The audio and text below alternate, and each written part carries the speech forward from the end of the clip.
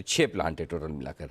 18 देशों में इनके ऑफिस हैं, उसमें से 14 और 14 भारत में ऑफिस हैं। ये सारा कामकाज है। पहले आप आईपीओ की जानकारी समझ लीजिए। प्राइस बैंड 443 से 453 रुपये, 33 शेयरों के लॉट में आप अप्लाई कर सकते हैं। 619 करोड़ का इशू है और पूरा का पूरा ऑफर फॉर सेल, कंपनी में कोई पैसा नहीं जा रहा। और मार्केट कैप है कंपनी का 3000 करोड़ रुपए का, यानी कि छोटा साइज़ का कंपनी है। आईपीओ भी 620 करोड़ रुपए के आसपास का है। आइए स्वागत करते हैं कंपनी के प्रमोटर, मैनेजिंग डायरेक्टर और ग्रुप सीईओ मेहुल मोहनका साहब हमारे साथ कार्यक्रम में शामिल हो रहे हैं, जो कलकत्ता यूनिवर्सिटी से ग्रेजुएशन कर चुके हैं कॉमर्स में। उसके बाद पिट्सबर्ग यूनिवर्सिटी से बिजनेस एडमिनिस्ट्रेशन में आपने मास्टर्स किया है। हार्वर्ड बिजनेस स्कूल से एडवांस मैनेजमेंट में प्रोग्राम भी आपने किया है और कई सारे औद्योगिक संगठनों के साथ आप जुड़े हुए हैं। मेहुल जी, बहुत बहुत स्वागत है आपका। धन्यवाद सर, आपने जी बिजनेस को समय दिया अपने आईपीओ पर अपनी कंपनी के बारे में बातचीत करने के लिए। पहले तो समझाएं सर, आपकी कंपनी एग्जैक्टली क्या काम करती है, और दूसरा आपके कस्टमर्स किस तरह के हैं, आप किन को सप्लाई करते हैं, अपने प्रोडक्ट्स क्या करते हैं, ये जरा समझाएं पहले। जरूर। हमारी कंपनी एक थोड़ी सी यूनिक है। जैसे आप कह रहे थे कि हम एक इंजीनियरिंग कंपनी है, जहाँ पर हमारे जितने जो प्रोडक्ट्स है जो हम मैन्युफैक्चर करते हैं are used to extract metal from the rock. तो हम माइनिंग एक्टिविटी से दूर है। हमारे जितने प्रोडक्ट सर्विसेज है माइनिंग में नहीं लगता। इन टर्म्स ऑफ जब धरती से पत्थर निकाला जाता है वहां पर हमारा कोई काम नहीं है। धरती के ऊपर एक प्रोसेस प्लांट होता है हर माइन साइट पे, जहां पर प्रोसेस प्लांट का काम है कि पत्थर में से जो धातु है या मेटल है उसको जो निकालते हैं, वहां पर हमारा प्रोडक्ट इस्तेमाल होता है और वही हमारा फोकस है। और हमारे सारे प्रोडक्ट्स हैं सब यूनिक है, कस्टमाइज्ड है। हम कुछ इन्वेंट्री के हिसाब से ऑफ द शेल्फ नहीं बेचते। हर प्रोडक्ट कस्टमाइज्ड होता है उस पर्टिकुलर कस्टमर के लिए। और सारे जो जितने पूरे देश भर में बड़े बड़े माइनिंग कंपनीज हैं, मिड साइज माइनिंग कंपनीज है, जैसे आप रियो टिंटो ले लो, एंग्लो अमेरिकन ले लो, और कई आदि उस साइज के कंपनीज हैं। और मिड साइज कंपनीज, छोटे size companies, mining companies Bharat देश में और पूरे जगत में, उन सबको हम सप्लाई करते हैं हमारा प्रोडक्ट। सर, जो अगर मैं सही समझ रहा हूँ तो बेसिकली आपके ज़मीन के अंदर माइनिंग करने का काम नहीं, राइट? तो जो भी माइनिंग नहीं कंपनियाँ, उन्होंने जो भी अपने ज़मीन में से प्रोडक्ट्स निकाले, उनको प्रोडक्ट्स को एक से दूसरी जगह ले जाना है, राइट? कोई जैसे कोई आयरन ओर हो गया या कोई जैसे मैं मार्बल्स अगर एक ग्रेनाइट्स हो गया। हाँ साधारण तरीके से आपको अगर समझाऊं तो अगर एक गोल्ड माइन है फॉर एग्जांपल, जी सोने की खान, जी। उसमें करीब 1 टन पत्थर जो निकलता है उसमें मुश्किल से आपको 1 ग्राम सोना निकलता है। करेक्ट। और उसको हम लोग कहते हैं कि बहुत अच्छी माइन है। ओके। उस 1 ग्राम को कैसे उस 1 टन पत्थर से निकालना है, वहां हमारा काम है। अच्छा, तो उनके लिए आप प्रोडक्ट्स बनाते हैं या निकाल के देते हैं उनको कि चलिए आप लाइए पत्थर, नहीं, हम हम हम उसको हम, प्रोसेस करके हम आपको सोना प्रोडक्ट्स निकाल के बनाते दें? हैं। हाँ, तो जितने जो मशीन्स हैं जो इसमें इस्तेमाल होते हैं वो सोना निकालने में, जैसे सोना हो, हाँ। आयरन ओर हो, कॉपर हो, तांबा हो, तो उसमें जो मशीन्स लगते हैं उसमें हम स्पेयर सप्लाई करते हैं, कंज्यूमेबल्स। So basically. और इसकी लाइफ जी करीब 4। जी जी सर, बोलिए। हाँ, जी, बताइए। आप बोलें सर जी। नहीं, हाँ, तो 4 महीना से 18 महीना तक हमारा करीब लाइफ रहता है प्रोडक्ट का। उसमें वो वेयर आउट हो जाता है तो फिर कस्टमर को फिर रिप्लेस करना पड़ता है। हम्म। तो 75% हमारे जो रेवेन्यू है, टॉप लाइन, वो रिपीट बिजनेस है। वो हर साल उसी कस्टमर से बार बार आएगा क्योंकि वो कंज्यूमेबल आइटम है। करेक्ट। और ओके। 25% रेवेन्यू हमारा जो है वो नए बिजनेस से आता है। मतलब नए कस्टमर हो या हम कस्टमर को कन्वर्ट करें कोई नए प्रोडक्ट में, तो वो उसमें से आता है। और जो आज जो 25% कन्वर्जन हो, वो अगले साल फिर वो रिपीट कस्टमर हो जाता है हमारे लिए। तो आपको क्या समझा जाए, कंज्यूमेबल वाली कंपनी समझे या कैपिटल गुड्स वाली कंपनी समझे? कंज्यूमेबल, कैपिटल इक्विपमेंट में हम एकदम ही नहीं है, और हम ओके। कैपेक्स साइकिल से भी कोई हमारी मेल नहीं है। अच्छा, मोहनका साहब, एक चीज़ और बताएं। सारा ऑफर फॉर सेल है, 620 करोड़, 619 करोड़ जो आप ले रहे हैं, कंपनी को पैसे की जरूरत नहीं है हाँ, सर, सर? 100। नहीं, आज के दिन हमारे बैलेंस शीट में काफी कैश है और हमारे कैश अप्रूवल्स काफी हेल्दी हैं। तो हमारे जितने आगे चल के जितने भी हमारे ग्रोथ प्लान्स है, कैपेक्स प्लान्स हैं, सब हम इंटरनल अप्रूवल से फंड कर सकते हैं। इसलिए हमें लगता है कि हमें आज के दिन प्राइमरी रेज करने की जरूरत नहीं है। और हमारा ये भी मानना है एज प्रमोटर्स कि शेयर होल्डर से पैसे उठा के बैंक में रखना तो इज डिस्ट्रॉइंग वैल्यू। हम चाहेंगे कि हम मार्केट में आए प्राइमरी के लिए, जब हम हमारी एक्सपेंशन प्लान्स और भी एग्रेसिव हो और भी बड़े प्लान्स हो, तब हम ज़रूर मार्केट में आएंगे फिर प्राइमरी रेस करने के लिए। देखिए, आपने बड़ा इंटरेस्टिंग सेंटेंस बोला भी एक, कि शेयर होल्डर से पैसे उठाकर बैंक में रखना मतलब वैल्यू डिस्ट्रॉय करना। वो आपका दिखता भी है। आप पिट्सबर्ग यूनिवर्सिटी से एमबीए करके आए हैं, हार्वर्ड बिजनेस स्कूल से पढ़े हैं, तो आपको ये चीज़ की तो समझ है कि शेयर होल्डर्स की वैल्यू कैसे बनेगी। अब एक चीज़ बताएं सर, इतना सब पढ़ के, इतनी बढ़िया आप विदेशों में डिग्रीज लेके ये इस बिजनेस में कैसे आ गए? फैमिली बिजनेस था या आपने नया शुरुआत की है? नहीं, मेरे पिताजी ने शुरू करी थी 1976 में। आज हम्म। भी वो चेयरमैन और एग्जीक्यूटिव डायरेक्टर हैं। हम्म। सो उनके बाद फिर हमने इसको संभाला। हम मुझे 20 साल हो गए इस कंपनी में, और उस समय कंपनी काफी इंडियन थी, मतलब सारे हमारे कस्टमर्स इंडिया में ही थे। और 2001 में जब मैंने कंपनी ज्वाइन की, तब मेरा आइडिया था कि इसको जितना तेजी से हम इंटरनेशनली इसको बढ़ा सकें। तो इसी तरीके से कंपनी बढ़ी, और मुझे अ, काफी मजा आया इस काम करने में, और आता ही रहेगा। यही हमारा पैशन है कि टू ड्राइव द बिजनेस। और आज के दिन हम एक इंडियन एमएनसी बन गए हैं, हम्म। कि हमारे पूरे देश विदेश में हमारी प्रेजेंस है। हमारी मैन्युफैक्चरिंग लोकेशन है, करीब 1600 एम्प्लॉयज हैं, हम्म। जिसमें काफी एम्प्लॉयज बाहर हैं हमारे पेरोल में। तो हम हमारे करीब काफी देशों के लोग हैं जो हमारे एम्प्लॉयज हैं। तो ट्रूली मल्टीनेशनल है हम, और हम बहुत ही कम समय में, 20 साल में, हमने एक इंडियन ब्रांड को पूरी दुनिया जगत में हमने एस्टैब्लिश कर दिया। और ये हमारी, मुझे लगता है, हमारी सबसे बड़ी अचीवमेंट हुई वेरी नाइस सर, बढ़िया। एक अच्छा लगता है सुन के भारतीय कि नागरिक होकर। ये अच्छा लगता है सुन के कि हिंदुस्तान की कंपनियां पूरी दुनिया में जा रही है। अच्छा, आप दुनिया में जहाँ पूरे में जा रहे हैं, मैंने देखा 3 देशों के नाम आए जहाँ आपके प्लांट है।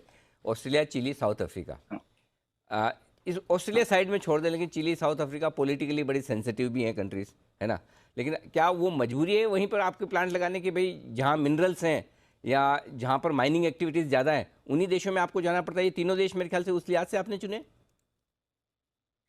हाँ, तो अब जैसे शुरुआत में हमें डिस्क्राइब किया है क्रिटिकल टू ऑपरेट। तो हमारे बिजनेस में हम जो इक्विपमेंट में स्पेयर सप्लाई करते हैं, उसका अनप्लान्ड डाउन टाइम बहुत ही महंगा पड़ता है कस्टमर को। सो फॉर एग्जांपल, अगर एक ग्राइंडिंग मिल अगर रुक जाए किसी भी कारण, कस्टमर को करीब कम से कम $2 लाख, 2 लाख डॉलर नुकसान पड़ता है। तो वो कस्टमर क्यों चाहेगा कि उसको कोई भी रिस्क ले, चाहे सप्लाई चेन हो, फ्रेट की हो, और कहीं क्यों देश विदेश से कहीं से माल लेकर आए, जब उसके पास लोकली कुछ कंपेटिटर्स हैं जो बना सकते हैं। तो हमारे पास दो ही चॉइस था, या तो हम लोकली बनाएं और कस्टमर का मन जीतें, उनका दिल जीतें, उनको प्रोडक्ट सप्लाई करें जो जो उनको ज़्यादा परफॉर्मेंस दे, और या हम उस देश में काम ज़्यादा नहीं करें। तो यही चॉइस थी हमारे पास। और हमने फिर सोचा कि नहीं, अगर हमें एक इंटरनेशनल ब्रांड करना है, हमें अपनी कंपनी का झंडा हर देश में लहराना है, तो हमें लोकल होना पड़ेगा। तो इसी सोच से हम साउथ अफ्रीका, चिली और ऑस्ट्रेलिया गए। और आज के दिन हम काफ़ी अच्छी तरीके से वहाँ पर इन तीनों जगहों पे ग्रो कर रहे हैं। और आप जैसे जानते हैं कि ये 3 जगह बहुत ही बड़ी है माइनिंग, मिनरल प्रोसेसिंग पोटेंशियल के हिसाब से।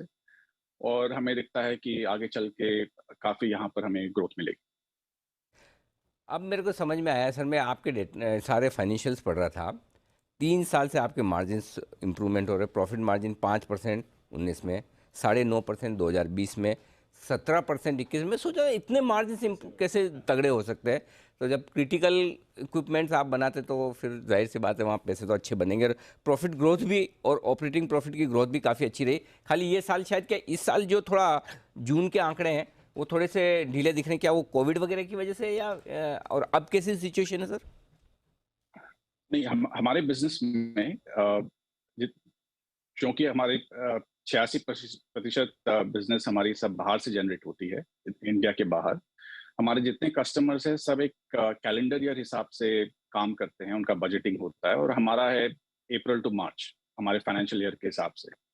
तो उनका जो बजटिंग साइकिल और ऑर्डरिंग साइकिल है वहां पर और हमारे फाइनेंशियल ईयर में मिसमैच होता है। तो जनरली उन लोग हमारे Q2 Q3 से ऑर्डर प्लेस करना शुरू करते हैं। तो जनरली हमने देखा है हमारे जितने अब 40 साल की हिस्ट्री में, कि हमारा जो H2 है is always very strong compare to H1।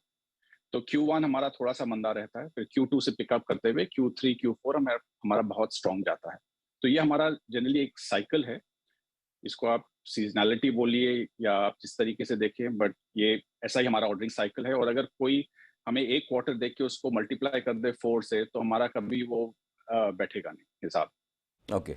अच्छा सर, इसी से जुड़ा फिर सवाल है कि माइनिंग इंडस्ट्री कमोडिटी साइकिल बड़ा मजबूत है इस वक्त, तो आपके पास कामकाज की कमी नहीं होगी, जाहिर सी बात है। लेकिन अगर ये साइकिल ठंडा हुआ, थोड़ा कम हुआ, तो फिर क्या ग्रोथ जो आपकी रेवेन्यू की और प्रॉफिट की वो बरकरार रह पाएगी? और दूसरी बात, इतना सब होने के बावजूद मैं देख रहा हूँ आपकी ऑर्डर बुक काफ़ी छोटी दिख रही है। मेरे पास जो आंकड़ा है 30 जून का 316 करोड़, यानी कि आपके पूरे साल भर के रेवेन्यू के मुकाबले में सिर्फ 20% हुए ऑर्डर हाथ में। ऐसा क्यों सर? अ, तो आपका दूसरा सवाल पहले मैं जवाब दे देता हूँ। तो जैसे मैंने कहा कि क्योंकि वो ऑर्डरिंग साइकिल हमारी ऐसी है कि हमारे Q2 से पिकअप करती है हमारी ऑर्डर बुक, और हमारे यहाँ फिनिश गुड्स बहुत कम रहता है, क्योंकि हर ऑर्डर एक उसी कस्टमर के लिए बनाया जाता है, तो हम स्टॉक में नहीं रखते। जो हम बनाते हैं उसी समय वो शिप हो जाता है। तो इसलिए हमारा लीड टाइम ऑर्डर बुक का बहुत कम है, पहली बात। सेकंड, अगर आप देखें तो हमारे जितने भी कस्टमर्स हैं, वो जिस प्रकार से मैंने समझाया कि वो ऑर्डरिंग करते हैं, हमारा Q3 Q4 ज़्यादा थोड़ा बैक एंडेड होता है। और जहाँ तक हमारे मार्जिन सस्टेनेबिलिटी की बात है, हमारा बिजनेस और हमारे प्रोडक्ट्स कमोडिटी साइकिल से लिंक्ड नहीं है, और ये हमारी सबसे खासियत बात है और खूबी है। क्योंकि चाहे वो कमोडिटी प्राइस जहाँ भी हो, जब तक वो माइन ऑपरेट कर रहा है और वो मशीनें चल रही हैं, उन्हें हमारा प्रोडक्ट चाहिए। हमारे प्रोडक्ट के बिना वो मशीनें नहीं चला सकते। तो यही खूबियत और खासियत है हमारे प्रोडक्ट में कि हम हम कैपेक्स लिंक्ड नहीं है। ज्यादातर हम देखते हैं जब भी कमोडिटी प्राइस में कुछ इम्पैक्ट आता है तो लोग मशीनें कम खरीदते हैं, बट हमारे यहाँ ऐसा है कि मशीनें जो खरीदी हुई हैं उनको चलाने के लिए भी हमारी प्रोडक्ट की जरूरत है कस्टमर को। क्या बात तो है। हेंस हमारी मार्जिन सस्टेनेबल है, हम्म। और हमारे जितने भी मटेरियल प्राइस इंक्रीजेस होते हैं वो हम पास थ्रू कर देते हैं कस्टमर। तो फिर सर इस हिसाब से तो और बाकी दूसरे देशों में भी प्लान करेंगे आप, अपने प्लांट्स या फिर ऑफिस, जैसे इंडोनेशिया वगैरह हो गया, मोजाम्बिक वगैरह हो गया, जहाँ माइनिंग वाइनिंग बड़ी होती है, तो और ऐसे कुछ प्लान्स हैं आपके? देखिए, हम हमारी ऑफिसेज चारों तरफ हैं पूरी दुनिया भर में। तो हमारे कस्टमर्स अलग अलग ऑफिसों से उनका रिलेशनशिप होता है, और वहाँ से हमारे लोग जाते हैं उनसे मिलने। जैसे इंडोनेशिया वगैरह हैं, वो हमारे थाईलैंड ऑफिस से उनके साथ रिलेशनशिप बना हुआ है। जहाँ तक मैन्युफैक्चरिंग का सवाल है, अभी तो हम इन 3 प्लांट जो हमारे विदेश में हैं उन्हीं पर फोकस करेंगे। आगे चल के हमें जहाँ भी कहीं अपॉर्चुनिटी मिली एक्सपैंड करने की या नई प्लांट लगाने की, हम जरूर करेंगे। हमारे ग्रोथ प्लान काफ़ी एग्रेसिव हैं आगे चल के, और हम चाहेंगे कि हम तेज़ी से आगे बढ़ें। काफ़ी मेहनत से हम कंपनी को आज इस मुकाम में लाए हैं, और हमारी ख्वाहिश हर समय रहेगी कि हम आगे ही बढ़ते रहें। अच्छा सर, एक आखिरी सवाल जो पूछूंगा, साल भर पहले आपने 225 रुपये में इशू किए थे शेयर्स प्रमोटर्स को, और अब आप जो आईपीओ ला रहे हैं वो 450 रुपये के आसपास, ठीक है ना? दुगुने पे ऑलमोस्ट। तो साल भर में सर डबल 100% प्रीमियम पर थोड़ा लोगों को लग रहा है कि बड़ा एग्रेसिवली प्राइस किया आपने।